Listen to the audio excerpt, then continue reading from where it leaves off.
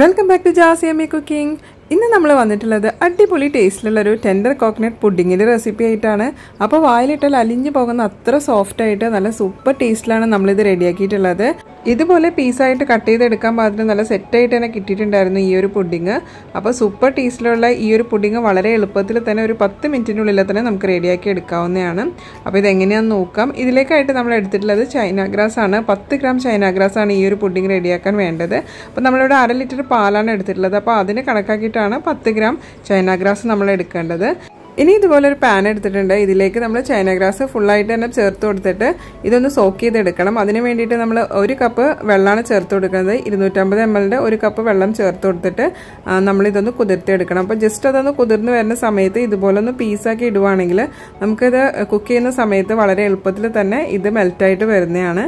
ഇനി നമുക്കിത് 20 minutes soak ചെയ്തിട്ട് ഇതൊന്ന് മാറ്റി വെക്കാം.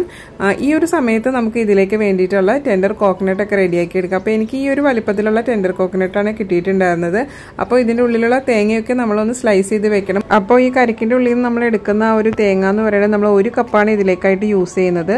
അപ്പോൾ ഇതുപോലെ ചെറിയ സ്ലൈസ് ആയിട്ട് കട്ട് ചെയ്ത് വെച്ച് കഴിഞ്ഞാൽ നമുക്ക് ഇത് അരച്ചെടുക്കാനൊക്കെ ആയിട്ട് ഈസി ആയിട്ടുണ്ടാവും. അപ്പോൾ ചെറിയ തരികളോട് കൂടി അരച്ചെടുക്കുകയാണെങ്കിൽ നമുക്ക് ആ പുഡിങ് കഴിക്കുന്ന സമയത്ത് ഇടയ്ക്കിടയ്ക്കൊന്ന് കടിക്കാൻ കിട്ടും. അപ്പോൾ അതും ഒരു രസമാണ്. ഇനി നമ്മൾ ആ കരിക്കിൻ വെള്ളം 2-3 സ്പൂൺ മാത്രം ചേർത്ത് കൊടുത്തിട്ട് ഈ കരിക്ക് നന്നായിട്ടൊന്ന് അരച്ചെടുക്കണം. അപ്പോൾ ചെറിയ ചെറിയ തരികളോട് കൂടിയിട്ട് അരച്ചെടുക്കുന്നതാണ് നല്ലത്. ഞാനിവിടെ ഒരു 3 സ്പൂണോളം കരിക്കും വെള്ളം ചേർത്തിട്ടാണ് ഇതൊന്ന് അരച്ചെടുക്കുന്നത്. ഈ ഒരു സമയത്ത് നമുക്ക് ഇതിലേക്കുള്ള പാലൊന്ന് തിളപ്പിച്ചെടുക്കാം. 1/2 ലിറ്റർ പാലാണ് നമ്മളിവിടെ യൂസ് ചെയ്യുന്നത്. അപ്പോൾ പാല് തിളപ്പിച്ചെടുക്കുന്ന സമയത്ത് തന്നെ നമ്മൾ സോക്ക് ചെയ്ത് വെച്ചിട്ടുള്ള ആ ഒരു ചൈന ഗ്രാസ് മെൽറ്റ് ചെയ്യാനായിട്ട് വെക്കുകയാണെങ്കിൽ വളരെ എളുപ്പത്തിൽ തന്നെ ഈ ഒരു പുഡിങ് നമുക്ക് റെഡിയാക്കി എടുക്കാനായിട്ട് പറ്റും.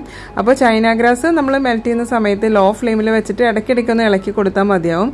ആ ഒരു സമയത്തേക്ക് തന്നെ പാല് നന്നായിട്ട് തന്നെ ചൂടായിട്ട് തിളച്ച് വന്നിട്ടുണ്ടാവും. പാല് നന്നായിട്ടൊന്ന് ചൂടായി വരുന്ന സമയത്തേക്ക് പാലിലേക്കുള്ള ബാക്കിയുള്ള ഇൻഗ്രീഡിയൻസ് ഒക്കെ നമുക്ക് ചേർത്ത് കൊടുക്കാം. ഞാനിവിടെ 1/2 കപ്പ് ഷുഗർ ചേർത്ത് കൊടുക്കുന്നുണ്ട്. അപ്പോൾ ചൂടോടെ തന്നെ ടേസ്റ്റ് ചെയ്ത് നോക്കുമ്പോൾ മധുരം കൂടിയിരുന്നാലാണ് നമ്മളത് തണുത്ത് കഴിയുമ്പോഴും നമുക്ക് സ്വീറ്റ്നെസ് കറക്റ്റായിട്ട് കിട്ടുള്ളൂ. ഈ ഒരു സമയത്തേക്ക് നമ്മളുടെ ചൈന ഗ്രാസ് ഒക്കെ നന്നായിട്ട് തന്നെ മെൽറ്റായിട്ട് ഇവിടെ കിട്ടിയിട്ടുണ്ട്. അപ്പോൾ ഇതുപോലെ ട്രാൻസ്പെറൻ്റ് ആയിട്ട് ആവുന്നവരെ ചൈന ഗ്രാസ് നമ്മൾ കുക്ക് ചെയ്തെടുക്കണം. ഇനി ഇതൊന്ന് മിക്സ് ചെയ്തിട്ടതിന് ശേഷം നന്നായിട്ട് തിളച്ച് വരുന്ന സമയത്ത് നമ്മൾ ഇതിലേക്ക് കുറച്ച് കണ്ടൻസ്ഡ് മിൽക്കാണ് ചേർത്ത് കൊടുക്കുന്നത്.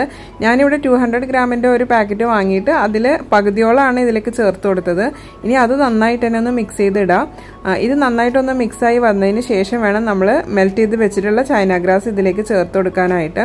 അപ്പോൾ ഇനി നമുക്ക് ചൈന ഗ്രാസ് ഇതിലേക്ക് ചേർത്ത് കൊടുക്കാം. നന്നായിട്ട് തന്നെ ആ ഒരു കണ്ടൻസ് മിൽക്ക് മിക്സായി വന്നിട്ടുണ്ട്. ചൈന ഗ്രാസ് ചേർത്ത് കൊടുത്തതിന് ശേഷം ഇത് നന്നായിട്ട് തന്നെ ഇളക്കി മിക്സ് ചെയ്തിടണം.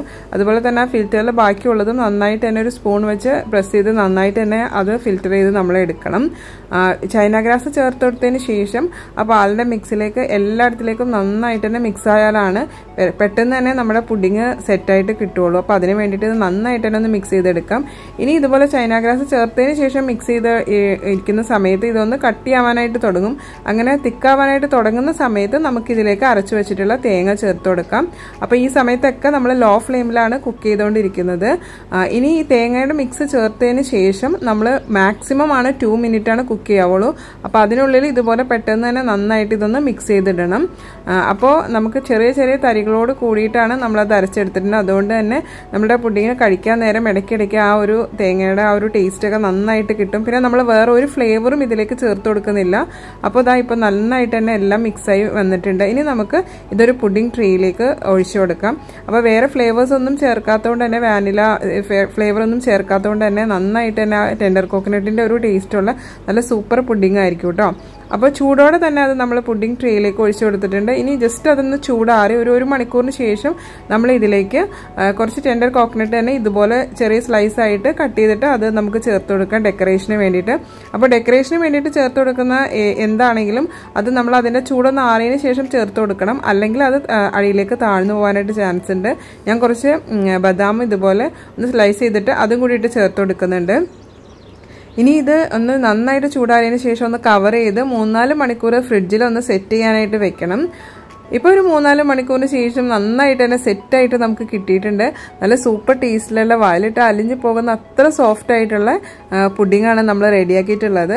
അപ്പോൾ ഇതുപോലെ ഒന്ന് ട്രൈ ചെയ്ത് നോക്കുക. അപ്പോൾ ഇതുപോലെ നല്ല ചൂട് കാലത്തൊക്കെ നമുക്ക് റെഡിയാക്കി നോക്കാൻ പറ്റുന്നതാണ്. അപ്പോൾ പെരുന്നാൾ സ്പെഷ്യലായിട്ടൊക്കെ എല്ലാവരും ഇതുപോലെ ഒന്ന് ട്രൈ ചെയ്ത് നോക്കുക കേട്ടോ. പിന്നെ നമ്മളുടെ ചാനൽ ആദ്യമായിട്ട് കാണുന്ന ആരെങ്കിലുമൊക്കെ ഉണ്ടെങ്കിൽ ഒന്ന് സബ്സ്ക്രൈബ് ചെയ്ത് സപ്പോർട്ട് ചെയ്യുക. അപ്പോൾ സബ്സ്ക്രൈബ് ചെയ്യുമ്പോൾ ആ ഒരു ബെല്ലൈക്കൺ ഓൾ എന്ന് കൂടി പ്രസ് ചെയ്യുവാണെങ്കിൽ നമ്മളിടുന്ന വീഡിയോസിൻ്റെയൊക്കെ നോട്ടിഫിക്കേഷൻ നിങ്ങൾക്ക് ലഭിക്കുന്നതാണ്. പിന്നെ നമ്മുടെ വീഡിയോസൊക്കെ ഇഷ്ടപ്പെട്ടാൽ ലൈക്ക് ചെയ്യാനും ഷെയർ ചെയ്യാനും നിങ്ങളുടെ കമൻസൊക്കെ അറിയിക്കാനും മറക്കല്ലേ. ഇതുപോലെ എമ്മി റെസിപ്പീസുമായിട്ട് വീണ്ടും കാണാം. Thanks for watching.